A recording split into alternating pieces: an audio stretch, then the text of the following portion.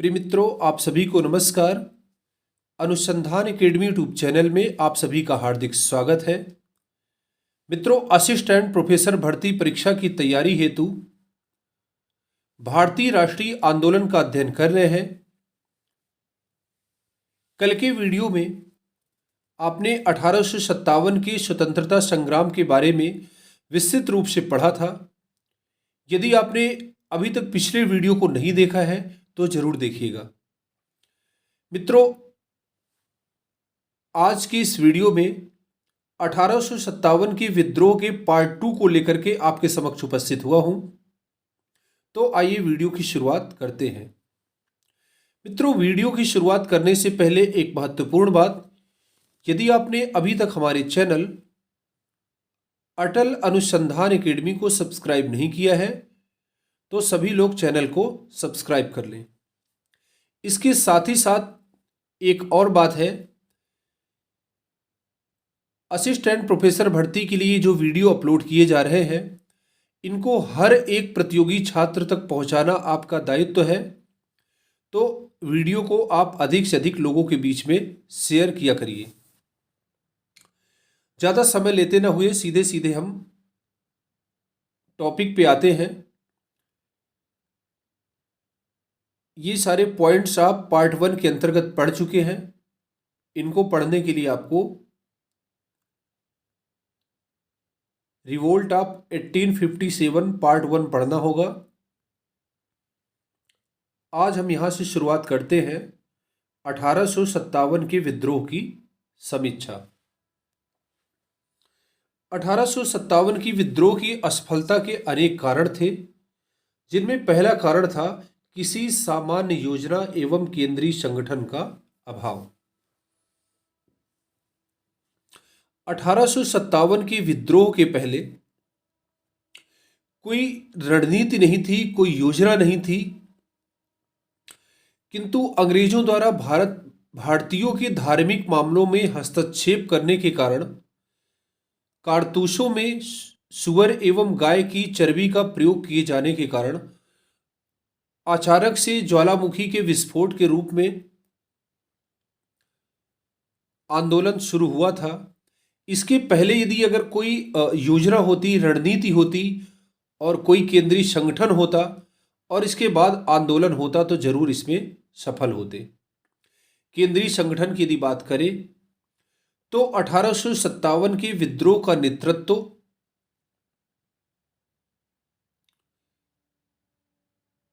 भारत के अंतिम मुगल सम्राट बहादुर शाह जफर ने किया था, जो कि एक वृद्ध थे। उनकी उम्र लगभग 80 वर्ष की पूरी हो चुकी थी और वो अपनी जिंदगी के अंतिम पड़ाव पर थे। और ऐसी स्थिति में वो आंदोलन का नेतृत्व ही क्या करते।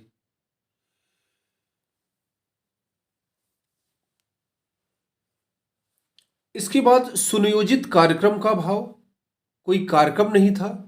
सैनिकों में अनुशासन भी नहीं था, क्योंकि पहले से कोई प्लान नहीं थी, इसलिए अनुशासन की कमी थी। इसके बाद विद्रोही नेताओं में संगठन की भावना का अभाव था। इसके बाद भविष्य उन्मुख कार्यक्रम व सुसंगत विचारधारा का अभाव था। इसका मतलब ये हुआ, विद्रोही नेताओं में संगठन की भावना का अभाव। 1857 का विद्रोह भारत के विभिन्न क्षेत्रों से अलग अलग नेताओं द्वारा किया गया था, किंतु इन नेताओं में आपस में तालमेल का अभाव था। यदि सारे नेता एक साथ मिल करके संगठन बना करके लड़ाई लड़ते तो उसी समय भारत को आजाद कराया जा सकता था। भारतीयों के पास कोई भविष्य उन्मुख कार्यक्रम भी नहीं था कि 1857 का विद्रोह सफल होगा और उसके बाद किस प्रकार से देश चलेगा, कैसी सरकार होगी, कैसा संविधान होगा। इन सब चीज़ों के बारे में कोई प्लान नहीं थी, कोई कार्यक्रम नहीं था, कोई विचारधारा नहीं थी। इन सभी कारणों से 1857 का विद्रोह असफल हुआ। यदि पहले से कोई रणनीति बनी होती, कोई प्लान होती, तो 1857 के विद्रोह के समय ही भारत आजाद हो जाता और अंग्रेज भारत छोड़ करके अपने देश चले गए होते। बहुत सारे राजा, जैसे कि आपने कल की वीडियो में पढ़ा था, ग्वालियर के सिंधिया, इंदौर के होलकर, पटियाला के राजा और पंजाब के जींद के सिख नेता, इन सभी व अन्य लोगों ने भी, कुछ लोगों ने कार्यक्रम से दूरी बनाए रखी और कुछ राजाओं ने विद्रोह को दबाने में अंग्रेजों की सहायता की। इन सभी कारणों से 1857 के विद्रोह के समय भारत को स्वतंत्रता नहीं मिल पाई थी। वीडी सावरकर, जिन्हें विनय दामोदर सावरकर के नाम से भी जाना जाता है, इन्होंने अपनी पुस्तक इंडियन वार ऑफ इंडिपेंडेंस 1857 में 1857 के विद्रोह को स्वतंत्रता की पहली लड़ाई कहा। 1857 के स्वतंत्रता आंदोलन का इतिहास लिखने के लिए भारत सरकार ने आर.सी. मजूमदार को नियुक्त किया था, किंतु उन्होंने इस प्रस्ताव को अनेक कारणों से अस्वीकार कर दिया था। आर.सी. मजूमदार ने अपनी पुस्तक में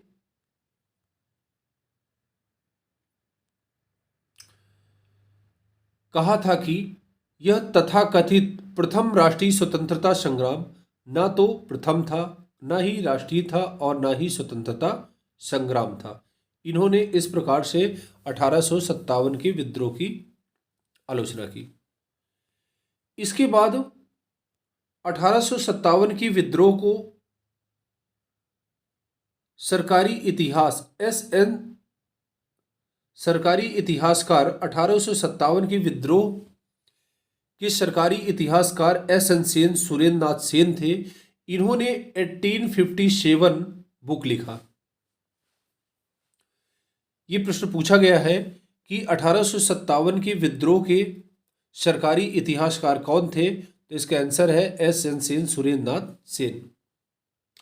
जेम्स आउट्रम ने 1857 के विद्रोह को हिंदू मुस्लिम षड्यंत्र का परिणाम बताया।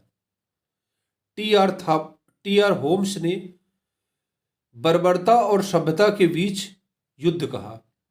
लॉरेंस और शीले ने 1857 के विद्रोह को सैनिक विद्रोह कहा था। 1857 के विद्रोह के बाद 1857 के विद्रोह की समीक्षा के लिए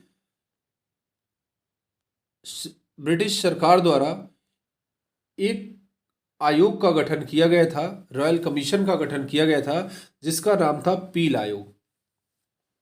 1857 के विद्रोह के बाद भारतीय सेना के नवगठन के लिए 1858 में सर जोनाथन पील की अध्यक्षता में एक रॉयल कमीशन का गठन किया गया था, जिसे पील आयोग कहा जाता है। इसकी रिपोर्ट के अनुसार बंगाल में यूरोपीय तथा भारतीय सैनिकों का अनुपात 1:2 रखा। मतलब अगर बंगाल में अगर 1 यूरोपीय सैनिक होगा तो 2 भारतीय सैनिक होंगे, इससे ज़्यादा का अनुपात नहीं होगा। तथा मद्रास तथा बंबई में यह अनुपात 1:3 कर दिया गया, क्योंकि मद्रास और बंबई से विद्रोह हुआ नहीं था, यहाँ पर शांति थी 1857 के विद्रोह के समय, इसलिए यहाँ पर सेना बढ़ा दी गई। देखिए, 1 अंग्रेज रहेगा तो 3 भारतीय सैनिक रहेंगे, लेकिन यहाँ पर बंगाल और बिहार से आंदोलन हुआ था, इस कारण यहाँ पर सैनिकों की संख्या कम करते हुए 1:2 कर दिया गया। भारतीय सैनिकों का अनुपात यहाँ पर कम कर दिया गया। इसके बाद 1857 से पूर्व यूरोपीय सैनिकों की संख्या 45,000 थी, अब इनको बढ़ा करके 65,000 कर दिया गया।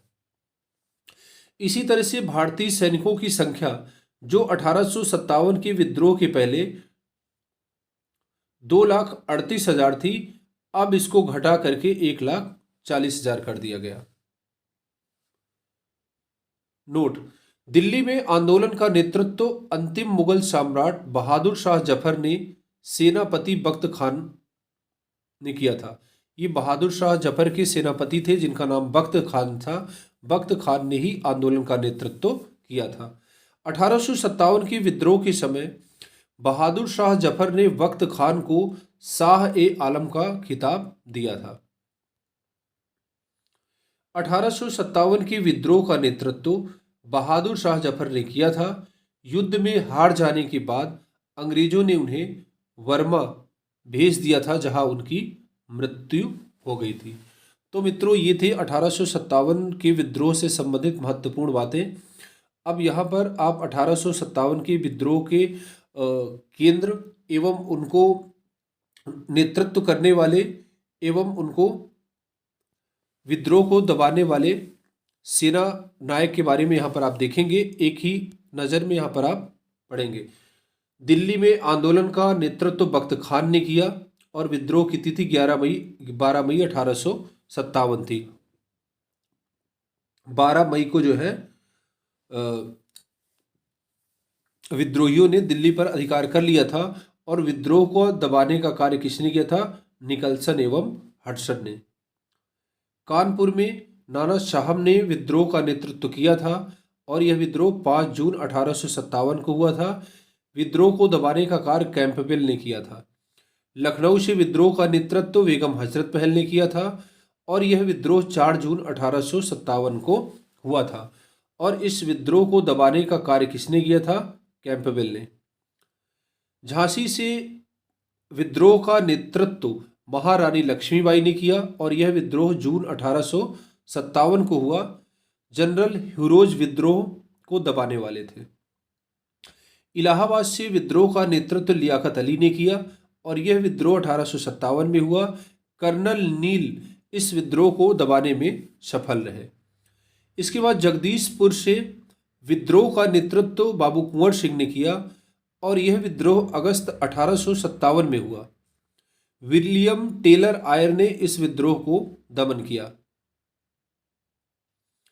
बरेली से विद्रोह का नेतृत्व खान बहादुर खान ने किया। यह विद्रोह 1857 में हुआ और इसके बाद फैजाबाद से मौलवी अहमदुल्लाह ने विद्रोह का नेतृत्व किया और फतेहपुर से अजीमुल्लाह ने विद्रोह का नेतृत्व किया था और जनरल रेनर्ड के द्वारा इस विद्रोह को दबा दिया गया था। तो मित्रों, 1857 की विद्रोह से संबंधित सभी महत्वपूर्ण पॉइंट्स को आपके नोट्स में रखने का प्रयास किया गया है और इस वीडियो की समाप्ति के साथ ही साथ 1857 की विद्रोह की समाप्ति होती है और जो भी प्रश्न आपकी परीक्षा में पूछे जा सकते थे उन सभी को यहाँ पर रखने का प्रयास किया गया है। तो कल की वीडियो में आगे की क्लास देखेंगे। 1857 की विद्रोह के बाद अन्य छोटे छोटे भारत के विभिन्न भागों में छोटे छोटे क्षेत्रीय विद्रोह हुए हैं। तो कल के वीडियो में आप इन छोटे छोटे क्षेत्रीय विद्रोह के बारे में देखेंगे। तो मित्रों, आज के लिए इतना ही। मिलते हैं नेक्स्ट क्लास में। पूरा वीडियो देखने के लिए बहुत बहुत सा धन्यवाद। यदि वीडियो आपको अच्छा लगा हो तो वीडियो को शेयर जरूर करिएगा। धन्यवाद।